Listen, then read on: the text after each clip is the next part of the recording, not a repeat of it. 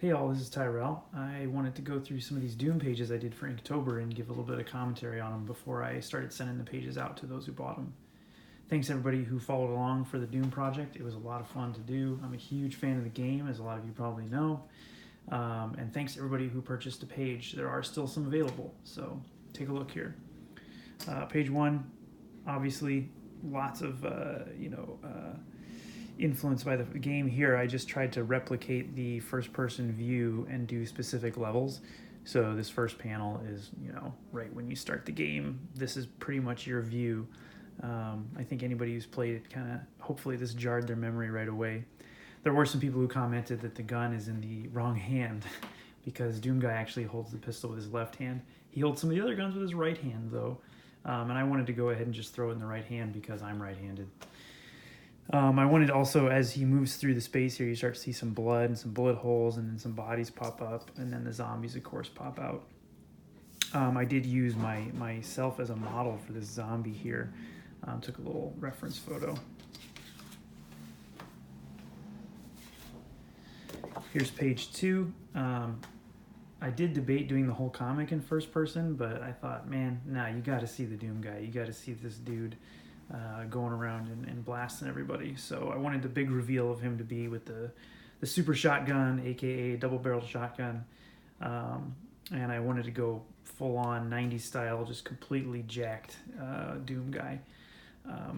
I tried to go with more of a classic look to the costume, so he's got something that's sort of like my version of the original Doom costume.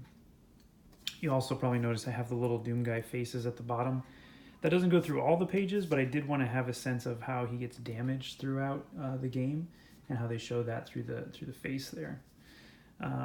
Also, shout out to my buddy Dan. He always writes these little grab sound effects and stuff, so I went ahead and threw that on there too to give the sense that he's snatching up all the weapons here.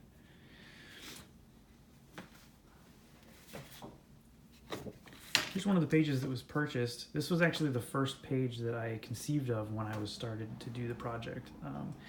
I had this idea of the kind of sequence of him moving through a fight scene and reloading the gun as he went. So you can see him here. He fires both barrels, breaks it open, smashes this guy, and the 2 bullets fly out. Reloads, and then right when this imp pops out, he's ready to rock. This is one of my favorite pages, actually. Congrats to Robert who bought this one.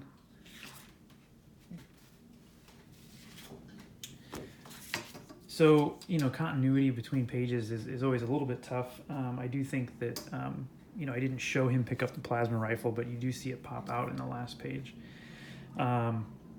This page, I wanted to try to figure out this door opening noise. I think anybody who's played Doom knows that the door opening noise is very distinct. So, I kind of pictured it as like a wee, and then of course I had to have him pick up a card. This bottom panel was really tricky. Doing any kind of perspective is always pretty hard. I tried to use shadows and things like that, and I wanted these imps to be kind of crawling through, the whole scene, kind of out of view at first.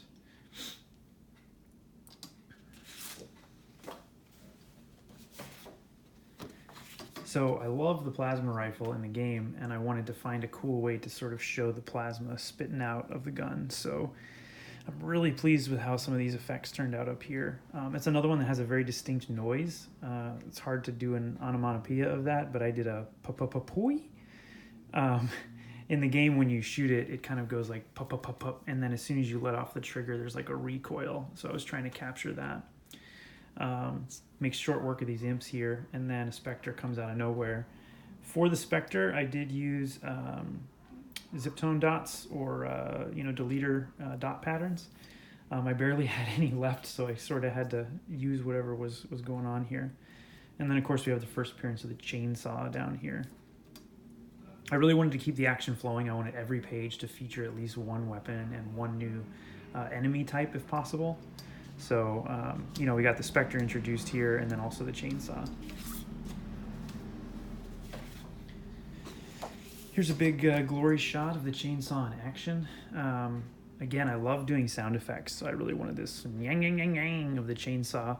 And then again, I was running out of zip tones, so I kind of had to, worked out because this Spectre is falling apart here, but I wanted it to be kind of, you know, coming to pieces there. There is a little continuity error on this page, but no one has noticed it yet, so I'm not going to point it out. And again, in keeping with kind of a new character showing up, I wanted this chain gun zombie to come in, and then of course that will get us to the chain gun. I was pretty happy with how the face turned out on this one. He's kind of got this little maniac grin as he's all beat up.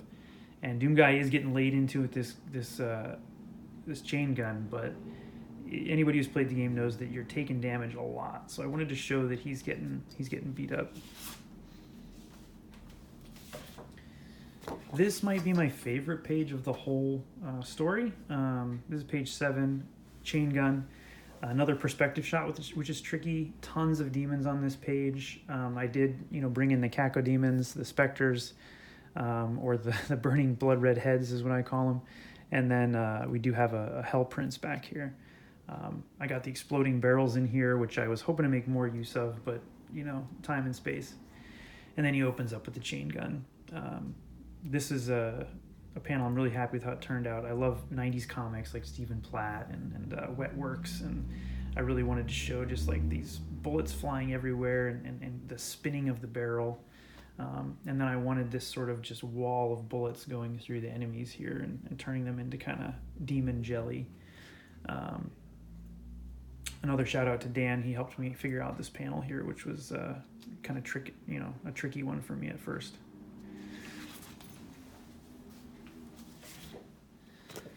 All right, well, none of the weapons last too long in Doom, so the chain gun gets gone here, and then we see a Hell Prince in all his glory give a little smack to Doomguy. I generally don't do stuff that's this sort of cartoony with this, but I kind of wanted to just let myself go and have this sort of comical almost, you know, guy getting knocked back, you know, 100 feet, sort of like you'll see in a Warner Brothers cartoon. Lucky for Doomguy, though, he lands right next to a rocket launcher, which comes in handy as he takes out a cacodemon and a hell prince down here. There's another one of the pages that's sold. Congrats to the guy who got this as well. I'm really happy with how these explosions turned out, and I wanted this impact of the rocket here to be sort of, it just hit this demon and he's sort of breaking apart, and so you see kind of the cracks coming in the explosion coming out of here. This would be a cool one to see colored. If I ever have time, maybe I'll color these.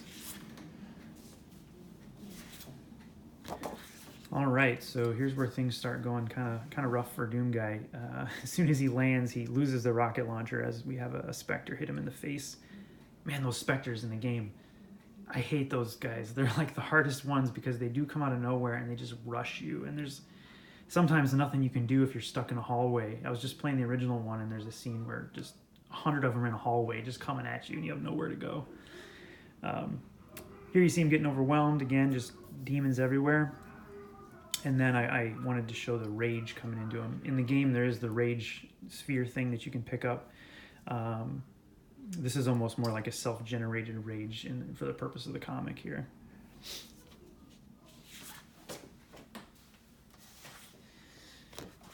This sequence was a lot of fun. This is another one that got sold. Up here on the top, I wanted to just show, you know, tons of shots of him kind of beating up all these different demons. He's crushing a Spectre head. He's sticking a horn into the Hell Prince there. He's ripping a jaw apart. He's punching through heads.